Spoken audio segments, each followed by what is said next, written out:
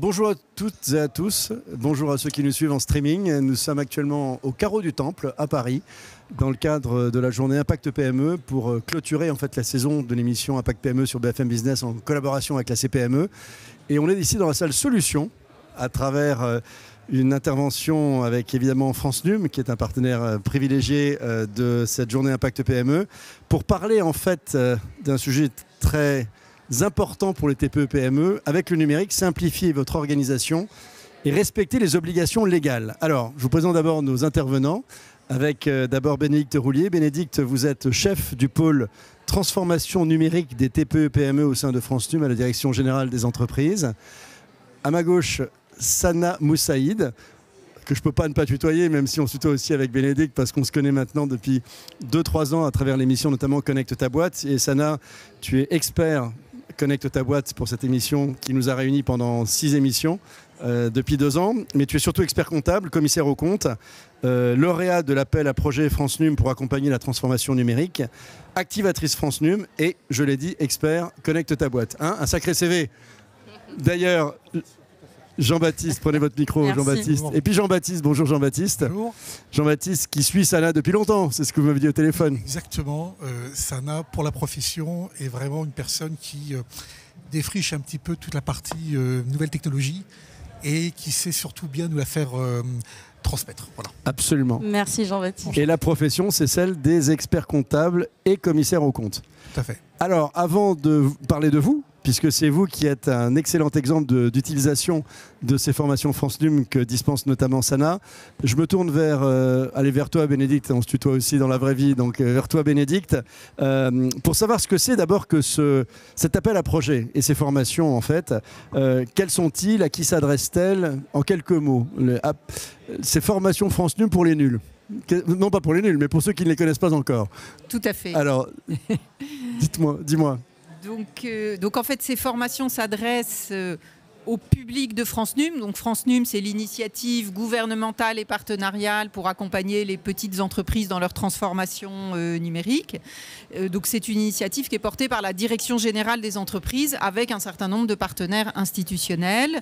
Et dans le cadre, grâce aux moyens du plan de relance, on a eu des budgets pour accélérer cette transformation numérique et avec l'aide de BPI France, qui est l'opérateur de la Direction Générale des Entreprises, on a lancé des appels à projets, puisqu'il y en a eu 3, pour sélectionner des opérateurs de formation, on va dire, qui nous ce qu'on a demandé, c'est que ces formations devaient répondre aux besoins des petites entreprises, les dirigeants de petites entreprises qui n'ont pas de temps, qui ont des tonnes de problèmes concrets. Donc il faut tout de suite que le problème concret soit proposé et que la formation propose de tester une solution. Donc vraiment les formations, elles sont proposées autour de ça. Après, on a laissé pas mal de liberté aux projets. Donc on a demandé à ce qu'on nous propose des projets. Et la caractéristique de cet appel à projet, c'est qu'il y avait à la fois un projet de formation et on demandait aussi aux opérateurs qu'on a sélectionnés de déjà connaître les besoins des entreprises et de nous dire, moi je connais tel type d'entreprise de tel secteur, je sais qu'elles ont ce besoin, je vous propose ce projet de formation et je m'engage à en former au moins 1500. Voilà. Et donc aujourd'hui, ça permet à France Num de proposer un ensemble de formations gratuites. Donc il y a plus de 400 sessions qui sont proposées sur le site de France Num et qui sont proposées par environ 35 opérateurs différents. Voilà. Et donc Sana est un des lauréats de cet appel à projet. Alors du coup, ça a démarré en fait à peu près au niveau du premier confinement. En fait, il y avait déjà un besoin en fait de formation et à la numérisation en fait pour les TPE, PME.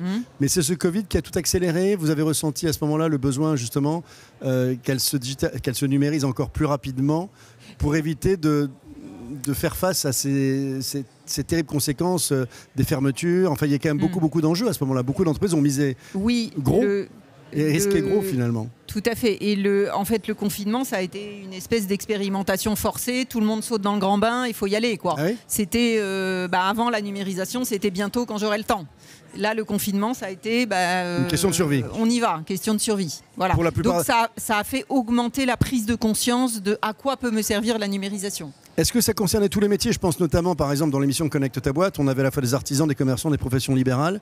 Est-ce que ces appels à projets concernaient l'intégralité des métiers des TPE-PME ou c'était spécifiquement sur certains secteurs d'activité? Tous les métiers. C'est pas que le commerce et que ceux qui ont été obligés de fermer. C'est vraiment tous les métiers. Et France Num s'adresse vraiment à tout type d'entreprise. C'est les petites entreprises, mais c'est tout type d'entreprise.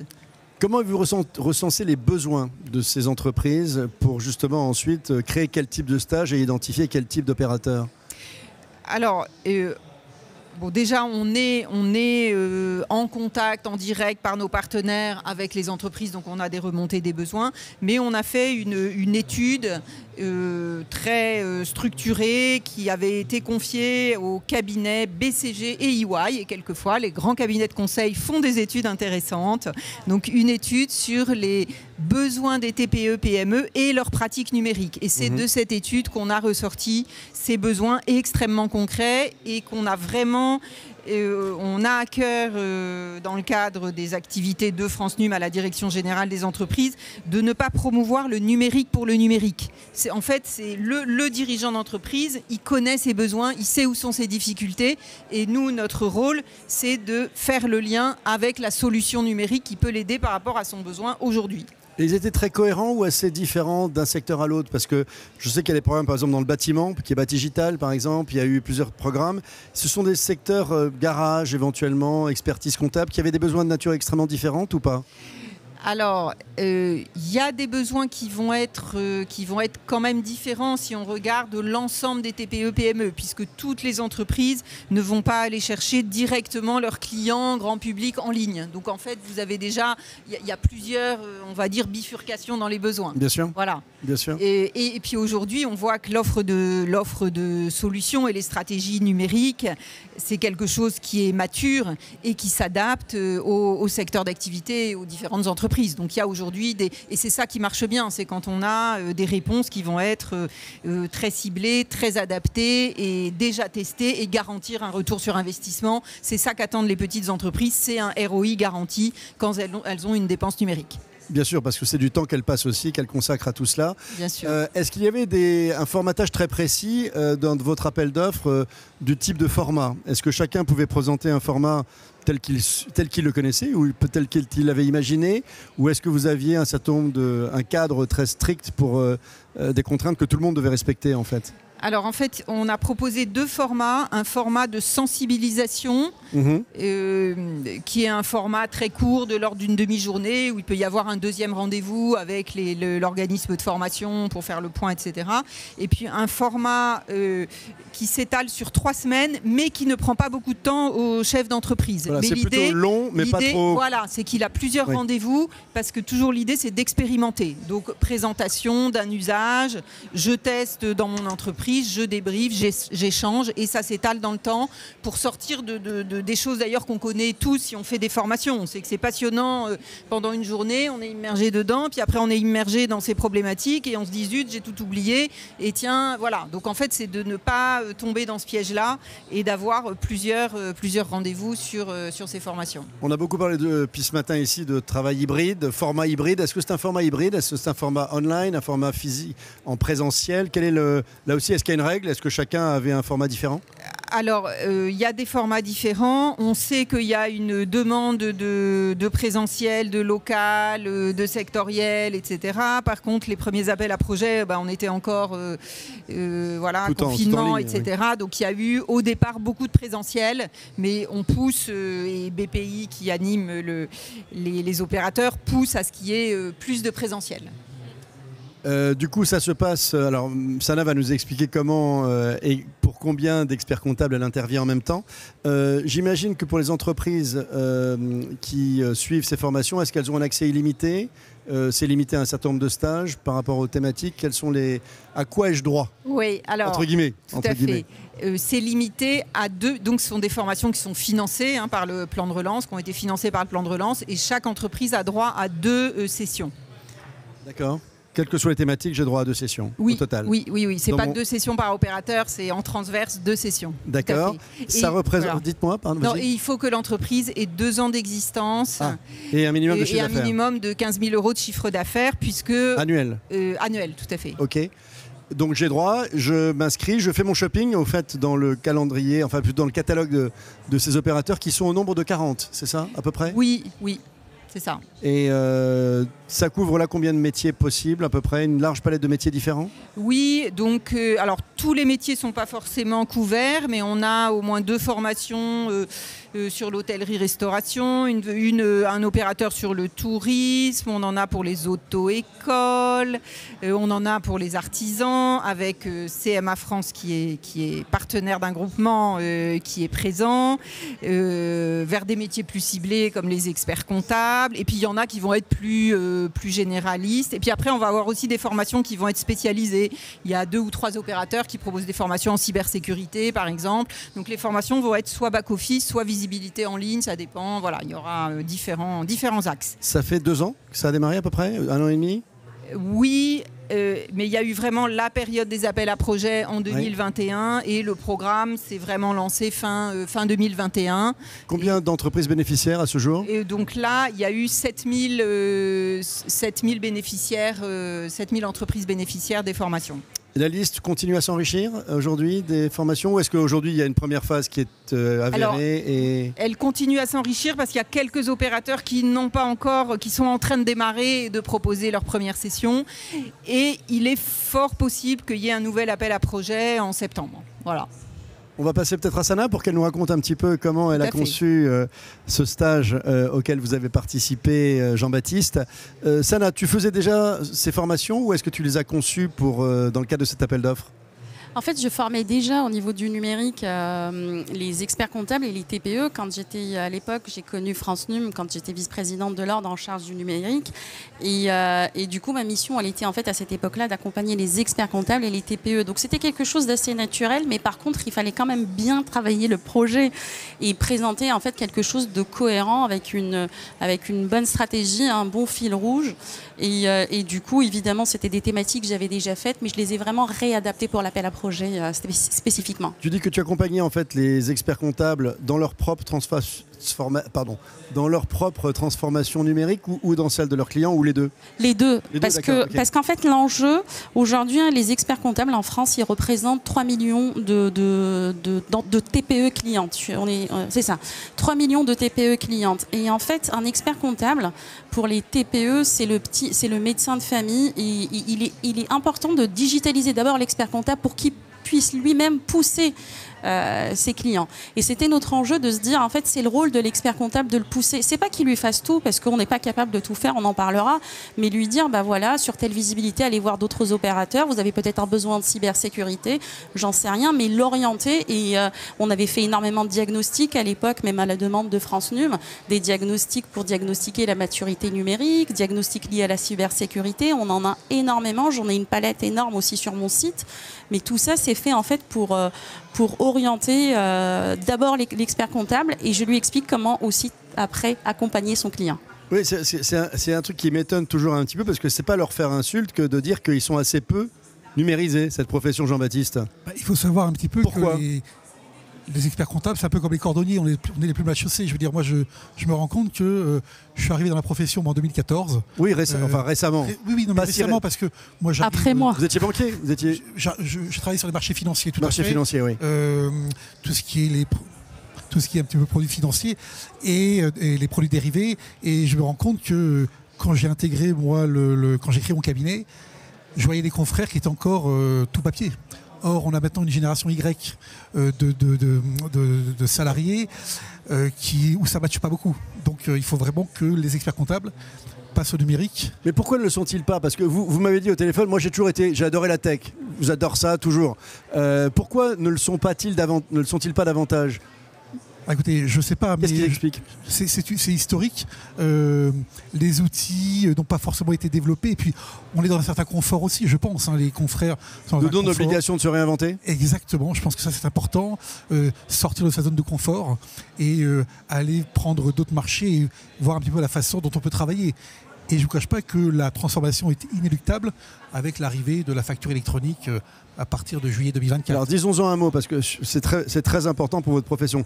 Entre vous deux, expliquez-moi ce changement majeur qui arrive dans 2 ans, à peu près. Dans 2 ans, pour les grandes entreprises, elles seront toutes obligées d'émettre des factures électroniques. Mais par contre, dans 2 ans, toutes les entreprises doivent être dans l'obligation de recevoir des factures électroniques. Et ça, ce sont des vrais enjeux. Et c'est là où, en fait, on voit que le numérique, il a un lien avec la réglementation. Si demain, une TPE veut digitaliser son système d'information, mettre en place un outil de facturation et donc digitaliser tout ça avec des outils qui sont très simples, à l'instar de ce qu'on a fait dans Connect ta boîte, il faudrait qu'ils anticipent les tendances à venir, à savoir cette facture électronique qui, elle, en fait, elle va permettre du coup de ne plus avoir de papier, d'avoir les données, enfin on aura des métadonnées, donc on pourra utiliser les données. Les informations seront transmises directement à l'administration fiscale et on va recevoir la TVA pré-remplie. N'oublions et pas donc que ça menace... C'est l'objectif de l'administration fiscale de maximiser les entrées de TVA. Il faut, et le prix et le coût du papier. Parce que le coût du papier, entre impression, archivage, ils ont calculé que ça faisait 5 à 6 fois en fait, le prix d'une facture électronique. Donc effectivement, c'est aussi un gain financier pour les TPE. C'est un gain de temps après, puisque tout va être digitalisé. Mais tout cela, en fait, ça va emporter d'autres obligations. Où est-ce que je les archive? Je ne vais pas les archiver dans une Dropbox. Il faut un système d'archivage légal. Il faut que ce soit quelque chose qui est pérenne dans le temps, intègre, qui va permettre une conservation à longue durée lors d'un contrôle fiscal. Aujourd'hui, les TPE, lors d'un contrôle fiscal, si elles n'ont pas ce qu'on appelle une piste d'audit fiable, ou si elles n'ont pas un système d'information chaîné et digitalisé, elles doivent avoir la piste d'audit fiable. C'est une documentation qui est assez incroyable et quand elle n'existe pas, ça remet en cause. C'est des grosses pénalités. Rejet de comptabilité même. C'est le rejet de la comptabilité, rejet de la TVA, rejet de pénalités, majoration. Et je pense que Jean-Baptiste y connaît un peu mieux que moi là-dessus. Il y a urgence de passer sur cette nouvelle façon de travailler, notamment tout ce qui est digitalisation et dématérialisation. Voilà. Mais l'expert comptable doit vraiment pouvoir accompagner son client. Moi, je ne vous cache pas que j'ai fait les formations de webinaire avec Sana. C'est très intéressant parce que en 1 heure, on a la partie juridique et la partie aussi quels outils prendre, mettre en place. Et donc, ça nous permet d'avancer aussi assez rapidement. Mais c'est-à-dire que même pour vous, expert comptable, même si ça ne fait que 6 ans, oui. ça vous a été utile. Comment s'est fait la rencontre, en fait? Parce que toi, Sana, tu as construit, j'avais noté un petit peu, c'est intéressant de le dire quand même, quelques thématiques pour qu'on voit l'éventail de formations que tu proposes, avant d'évoquer celles que vous avez faites ensemble, mais pour que vous voyez un petit peu les sujets possibles. S'organiser en télétravail, la gestion de la relation client et les outils collaboratifs, l'exploitation des données des entreprises au service de la prise de décision, quels outils numériques indispensables pour une organisation optimale, RGPD, fameuse RGPD, mise en place pratique pour les cabinets d'expertise comptable, simplifier et automatiser l'organisation interne d'une TPE pour se concentrer sur son cœur de métier, s'organiser en télétravail, un des thèmes qu'on a beaucoup évoqué aujourd'hui, la gestion de la relation client et les outils collaboratifs, la dématérialisation des process à l'ère de la facture électronique, signature, coffre-fort, archivage, on a encore 2.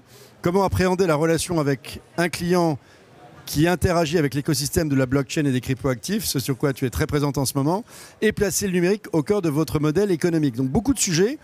Vous dites que ça vous a été, il y en a encore plein d'autres d'ailleurs, mais comment vous dites que ça vous a été extrêmement utile? Comment s'est faite la rencontre? Sur quel thème? Je vous ai suivi 2 stages, je crois, de Sana. Alors, moi, j'ai suivi avec Sana la partie facture électronique et puis aussi un autre sujet qui était la digitalisation et dématérialisation et aussi par la CNCC, donc par la compagnie des commissaires aux comptes. Oui, parce que vous n'aurez droit qu'à 2 là, vous avez le droit qu'à 2. Donc... Oui, mais en fait, il a tellement apprécié les formations qu'il est parti prendre une formation payante. Non, il a pris prise payante. J'ai payé une formation au niveau de la compagnie pour tout ce qui est de cryptoactifs. Donc en fait, il me suit partout. Moi, j'ai connu Sana en 2016 ou 2017 quand elle avait organisé avec. Elle était toute jeune, elle était encore gamine. Oui, mais elle avait organisé à la New Cap Center là, une journée sur la démat et digitalisation avec Lancy qui était venu là.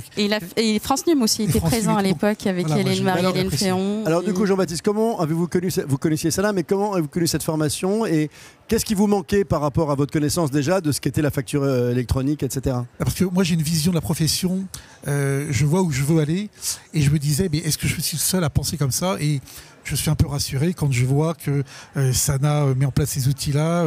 On pense aussi. Moi, j'interviens essentiellement en sous-traitance dans les entreprises pour les aider à digitaliser, d'accord. Et je me rends compte souvent qu'il y a une forme un petit peu hybride actuellement. C'est-à-dire qu'il y a du papier et de la digitalisation, mais ils n'arrivent pas à passer au tout numérique. Moi, j'aide les clients justement à leur dire, voilà comment on peut faire, parce que je me rends compte aussi que souvent, les personnes en poste, les chefs comptables, responsables financiers, j'allais dire, le fait d'être pendant 5-6 ans dans la même société, ils n'ont plus forcément la même ouverture, d'accord ? Et donc, nous, de par notre formation, nos obligations aussi légales d'avoir des formations, on a un œil un peu plus expert et donc on peut les aider à les accompagner dans la digitalisation. Voilà. Comment tu l'as conçu cette formation, Sana ? Si on prend par exemple celle sur la facture électronique, tu disais que tu avais déjà pas mal d'habitudes, mais c'est un sujet il date de quand d'ailleurs dans votre activité ? Depuis quand est-ce qu'on se dit, ça y est, il faut qu'on se forme sur la facture électronique par exemple ? La facture électronique, elle a commencé il y a déjà quelques années avec le B2G. Oui. Non, c'était d'abord avec la facture électronique, elle est obligatoire pour toute relation avec le gouvernement, oui, en B2G. Et en fait, ça doit faire déjà 5-6 ans qu'on travaille dessus, sur ces sujets-là. On a monté une plateforme à l'époque au niveau de l'ordre. Et l'idée, c'est vraiment de se dire, moi, comment j'ai conçu cette formation, c'est de me dire, d'abord, en fait, il y aura une partie réglementaire, mais qui n'est pas très longue, parce que c'est juste pour rappeler les parties réglementaires. Mais ce que j'explique, c'est que, en fait, pour moi, pour dématérialiser un système d'information, enfin, même à l'ère de la facture électronique, justement, il va falloir avoir un système d'archivage légal, il va falloir penser à comment collecter l'information, donc la collecte de l'information, son stockage, où est-ce que je le stocke, les canaux de transmission. Et en fait, j'essaye de voir toutes ces parties-là pour expliquer, voilà, en fait, sur la première phase, il va falloir penser à avoir une gestion électronique de données, un archivage légal. Je donne pas forcément dans mes slides les noms parce que je n'aime pas orienter, mais si on me pose la question, puisque c'est un chat en direct, je réponds aux questions. Je pourrais donner des noms en fonction de la question qui m'a été posée en me disant, voilà, j'ai un client TPE, quel outil je pourrais dire. Et effectivement, l'idée, c'est vraiment de les orienter en expliquant que la facture électronique, en fait, dématérialisée, passer au zéro papier, c'est pas si facile que ça. Où est-ce que je les mets, en fait ? Comment faire pour garantir que mon document papier a la même valeur légale que le document numérique ? Et tout ça, en fait, il y a des véritables obligations, il y a des choses à faire, à savoir, qui sont pas très compliquées, mais il faut juste essayer d'orienter un petit peu. Par exemple, quand on parlait tout à l'heure sur la donnée, l'analyse de données. L'analyse de données, on peut se dire, il n'y a rien de légal là-dedans, mais il y a tout ce qui est RGPD. Bon, ok, tout le monde le sait, mais il y a aussi tout ce qui est lié au secret d'affaires. Donc, il y a énormément de choses, en fait, auxquelles il faut faire attention et se poser la question de la propriété de ces données-là. Surtout qu'aujourd'hui, grâce au numérique, malheureusement, à tort ou à raison, on a l'impression que les données, on peut tout exploiter et qu'elles sont ouvertes à tout le monde. Alors que moi, ma donnée, si je l'ai donnée, par exemple, à toi, Philippe, c'est pour que tu la traites pour une raison particulière et pas pour que tu la vendes à France Num derrière, même si tu l'anonymises. Et donc, c'est tous ces enjeux-là qu'il faut que les entreprises comprennent parce que ça peut leur coûter cher, déjà, si jamais il y a des problématiques, ça peut leur coûter cher en termes d'image, en termes de responsabilité. Il faut les sécuriser, ces données. Et donc, chacune des thématiques numériques, pour moi, elle a un lien, en fait, avec cette partie de gestion. Et c'est vraiment le titre, de toute façon, de cette formation. C'est comment accompagner, que ce soit un expert comptable ou une TPE, à mieux digitaliser son système d'information pour proposer des nouvelles missions et pour aller, en fait, se concentrer sur son activité, son cœur de métier. Tu évoquais les chats. J'allais vous demander à l'un et l'autre comment ça fonctionne concrètement. C'est un webinaire, finalement, ça se fait en ligne. Combien de personnes le suivent en même temps ? Pour le moment, oui, c'est encore en ligne. Je suis en train de réfléchir au présentiel parce qu'il commence à y avoir de la demande. Je peux avoir jusqu'à... normalement, mes modules, je peux avoir, je crois, jusqu'à 500 personnes en ligne, en direct. Okay. Mais bon, généralement, par webinaire, on en a 30, 40. Et tu interagis par chat, c'est ça ? Comment ça se passe concrètement ? Voilà. Je le laisse répondre. Voilà, ce qui est bien, c'est que Sana déroule sa formation. On intervient par chat, là, et puis elle répond au fur et à mesure. Donc c'est très, j'allais dire, il y a une relation, il y a une communication entre les deux, et ça c'est bien agréable. Voilà. Elle répond rapidement aux questions. Tu le fais en live, ça. Live, oui, en fait, les questions, je les laisse pas à la fin, je le fais en live, et surtout quand j'ai pas compris la question, je dis voilà, je réponds, mais si vous avez besoin, n'hésitez pas à rebondir, et donc la personne va dire c'est bon, merci, tu as répondu. répondu, ou alors non, c'était pas la bonne réponse, j'attends encore ça, et on va aller un peu plus loin. Bon, des fois j'ai des réponses une fois j'ai eu des réponses qui n'avaient rien à voir avec le sujet, j'essaye de dire écoutez, je pourrais vous répondre plus tard, mais c'est pas le sujet du jour, parce qu'il faut quand même satisfaire les gens, la majorité qui est là, mais oui, je réponds sur le. Oui, pareil, non, très bien. Enfin, oui, on a toujours des réponses concrètes. Non, voilà. Ce qui est bien des webinaires là, de 45 minutes, c'est très pratico-pratique. Ouais. Je veux dire, pour nous, experts comptables, on n'a pas forcément beaucoup de temps parfois à donner dans une journée sur des formations. Donc le format très court permet de... Mais là, vous évoquez un format de sensibilisation ou c'est le deuxième format d'un peu d'approfondissement? Non, de parce sensibilisation. Que juste un peu un étonnement, je trouve que 45 minutes, ça paraît très très court pour évoquer l'ensemble de ce que citait à l'instant Sana. C'est 1 heure. Je sais qu'elle est brillante, mais... C'est 1 heure. Enfin, c'est quand même... Non, mais c'est très rapide. 1 heure pour évoquer autant de thématiques que celles que tu évoquais, pour les expliquer, pour faire comprendre comment on fait, parce que cet aspect pratico-pratique, il prend du temps à comprendre. Oui, alors on a quand même, moi j'ai quand même un petit peu de background concernant la digitalisation et dématérialisation. Oui. Donc voilà, on ne repart pas de zéro non plus. C'est ce qui est bien aussi. C'est quand même rassurant de savoir que des confrères ne partent pas de zéro non plus. Voilà, voilà, cette formation est intéressante tout à fait. Non, après, c'est ce qu'on disait avec Jean-Baptiste, c'est que des fois, on assiste à des formations qui font 2 heures, 3 heures, mais on sent qu'on tire sur le fil. Là, on essaye d'aller un peu vite à l'essentiel avec des exemples très précis. Si on prend juste l'exemple de la simplification et automatisation de l'organisation des TPE, j'ai eu un client. Il avait donc ils étaient 3 frères, donc 1 en métropole et 2 en Guyane. Et ceux qui sont en Guyane, ils ne sont pas sur le même site. Donc celui qui est en Guyane, il prend les factures, il les scanne, il les enregistre sur un logiciel comptable en monoposte. Celui qui est de l'autre côté, à Maripasoula, lui, en fait, il fait quoi? Il les rescanne, il les ressaisit, il les envoie à l'expert comptable. L'expert comptable les saisit. Et celui qui est en France et qui fait les paiements, les saisit sur un Excel. Et aucun des 3 n'était au courant du travail que passaient les uns et les autres. Et donc, en fait, des fois, c'est juste de l'organisation hyper simple. C'est les aider dans leur contrôle interne, avoir des procédures très, très simplifiées. Et même, en fait, comme je suis expert comptable et que je connais, et je sais comment travaille un expert comptable, même si je ne fais pas de compta, j'ai pu leur dire, de toute façon, ce que vous êtes en train de faire, c'est du doublon. Soit vous le faites sur le logiciel de l'expert comptable, soit lui, il vous donne l'accès, c'est lui qui le fait. Mais en tout cas, c'est dérisoire, cette histoire-là. Vous voyez, tu vois, mais là, c'est presque du conseil, presque plus que de la formation qui serait nécessaire par rapport à ça. Mais au moins, le format permet de les alerter quand même là-dessus, ce format de... Non, en fait, ce que je dis, c'est que ces exemples-là, je les donne aussi, parce que ce sont des exemples qui vont expliquer aux gens comment ça se passe. Parce que quand une TPE vient, s'ils sont 2 ou 3, il faut qu'ils fassent ce job-là entre eux, à décortiquer les procédures et comprendre comment ça fonctionne pour qu'ils puissent gagner du temps. On n'est pas dans le lean management, mais on est quand même dans ce truc-là de chercher comment gagner du temps et pas dupliquer une tâche qui a déjà été faite. Et Jean-Baptiste, vous évoquiez une autre formation sur les cryptos que vous avez suivie, c'est ça? Oui.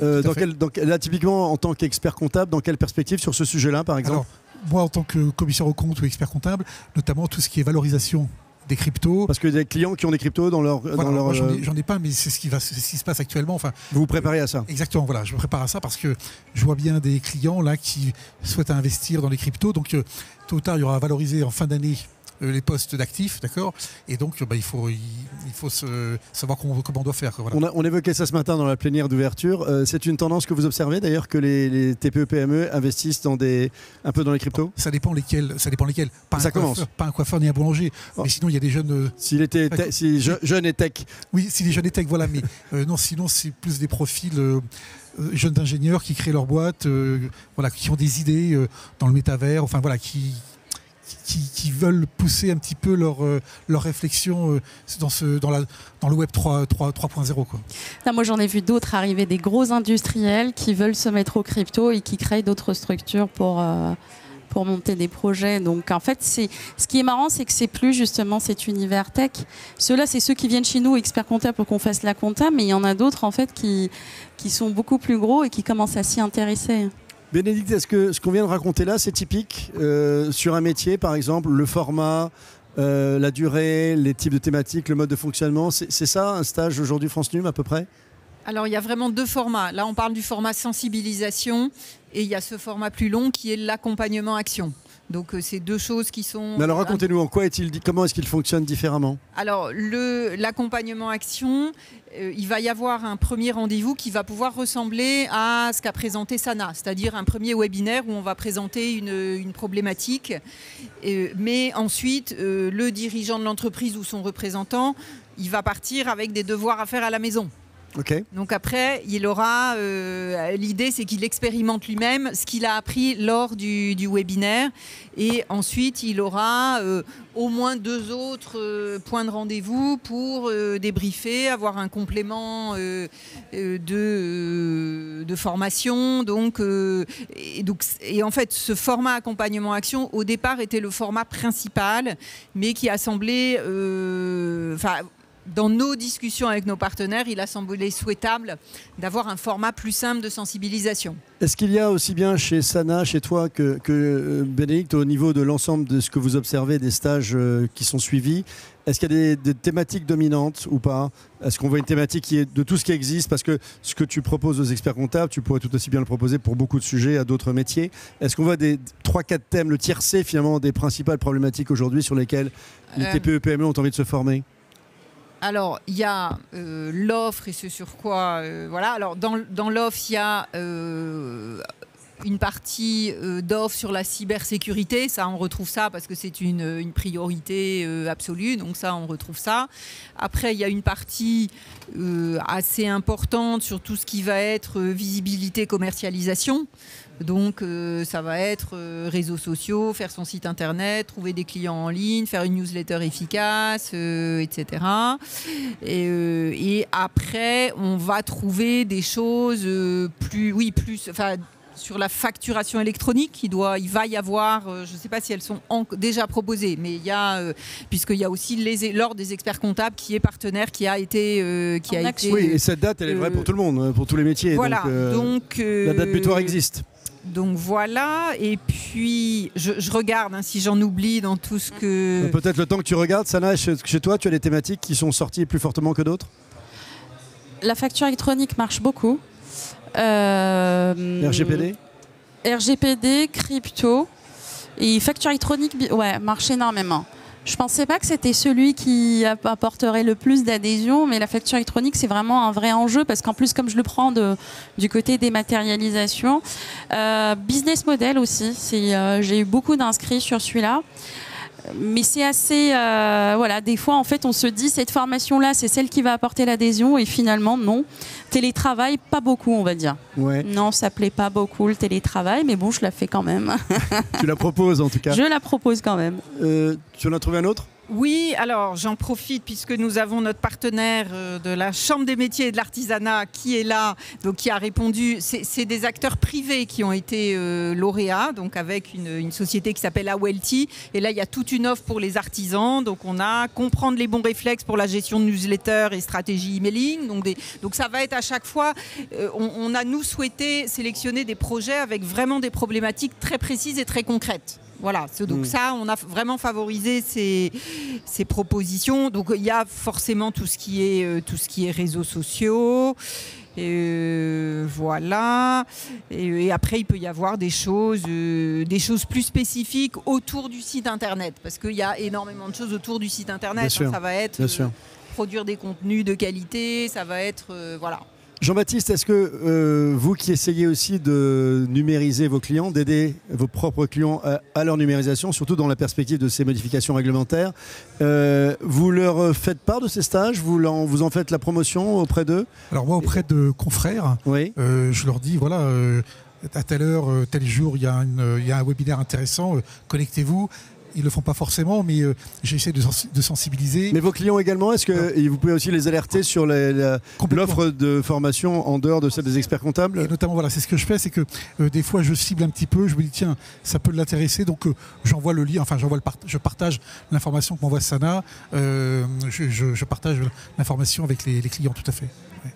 Est-ce qu'il y a des questions parmi vous sur... la façon dont ça fonctionne? Est-ce que vous avez les uns les autres des sujets sur lesquels vous auriez besoin de formation et sur lesquels on peut savoir si ça existe ou pas, puisqu'on a la chance d'avoir avec vous et avec Bénédicte, avec toi notamment, accès à l'ensemble de ce catalogue? Rien de spécial? Non. Un dernier mot peut-être? Oui. On a un peu de temps, hein, mais je ne voudrais pas écourter, mais je voudrais m'assurer, si la salle a des questions, de le faire avec plaisir. Dites-moi. Non, ce qui est important pour nous, la profession expert comptable, avant on avait une information, c'était du client au cabinet, d'accord, et on se rend compte, mais depuis 3, 4, 5 ans, même bien avant, qu'il faut y ait une information dans les deux sens, d'accord. Et j'allais dire, avec la facture numérique, les plateformes qui vont être créées, sur lesquelles on va pouvoir se plugger, se connecter, vont permettre ces échanges de fluidité, d'informations, de sortir un petit peu des tableaux, ce que des fois l'expert comptable n'a pas trop le temps de faire. Voilà. Et ça c'est important pour nous. Voilà. Bénédicte, non, dis-moi. Vas-y. Non, mais je voulais juste rebondir. En fait, c'est qu'un expert comptable, il reste comme tout chef d'entreprise. Aujourd'hui, ils sont noyés avec tout ce qu'il y a eu depuis le confinement, les PGE, tous les chômages partiels, tout ça. J'ai la chance de ne pas en faire, mais il ne faut pas trop le crier fort. Et en fait, cette partie-là, franchement, c'est tellement douloureux, tellement compliqué qu'après, dire à la sortie de la période fiscale, parce que vous connaissez chez nous, c'est une période fiscale, c'est la période où on fait les bilans, et leur dire, en fait, voilà, en plus, nos cabinets se portent très bien financièrement en termes de marge. Donc en fait, aller voir un secteur pour le digitaliser quand il se porte très bien, c'est très compliqué. Parce que quand ça va bien, pourquoi changer? C'est quand ça va bien qu'il faut changer. Voilà, dur mais de comme il comprendre. le dit Jean-Baptiste aujourd'hui, avec cette information, c'est aussi les clients qui vont challenger parce que le flux d'informations... Les salariés de ces cabinets, si on veut attirer des talents, ils veulent du numérique. Du digital. Non mais ça, c'est un atout majeur. Parce qu'on n'arrête pas de parler de pénurie des talents. Si on veut en attirer, autant les attirer dans un univers qui leur ressemble et où ils ont envie de s'épanouir. Oui, c'est vrai. À chaque fois, aux universités d'été, par exemple, je vais voir les écoles de comptabilité. Elles me disent, écoutez, inquiétez-vous parce que moi, tous les ans, je ferme des classes en comptabilité. Donc, c'est que ça veut dire que le métier... Mais c'est vous qui m'avez dit que votre fils, je lui ai dit surtout de ne pas faire de comptabilité. Ah, mon fils me dit, papa, je veux être expert comptable comme vous. Je lui dis, chérie, tu vas dans la blockchain, les cryptos, la data visualisation, la cyber. Mais donc c'est pas lui qui reprendra le cabinet, ou alors il en fera un cabinet crypto. Non, comme je dis, de moins en moins comptable, de plus en plus expert. Vous voyez ce que je veux dire? Voilà, c'est ça le slogan aussi. Hein. Oui, mais c'est marrant qu'ils ne ressentent pas la menace comme urgente, ces cabinets. Parce que finalement, les cabinets ne ressentent pas cette menace comme étant assez urgente. Elle est assez urgente parce que on n'arrête pas d'entendre ici depuis ce matin qu'en gros, le numérique a gagné 5 ans avec le Covid. C'est-à-dire 5 ans pour que la data soit faite par de l'IA et que vous n'avez plus beaucoup d'intérêt à faire des gestes basiques en matière de compta. Quand on parle d'expertise, c'est ce que vous évoquez à l'instant. Complètement. C'est la qualité du conseil. Elle va devoir aller sur d'autres choses, sur la RSE, sur la transition écologique. L'extra-financier.